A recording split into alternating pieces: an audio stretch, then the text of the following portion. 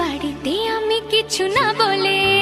Tick tick tick tick ঘড়ির সাথে সাথে তাল মিলিয়ে এই তো এলে, তবে কেন এখনই যাবে চলে?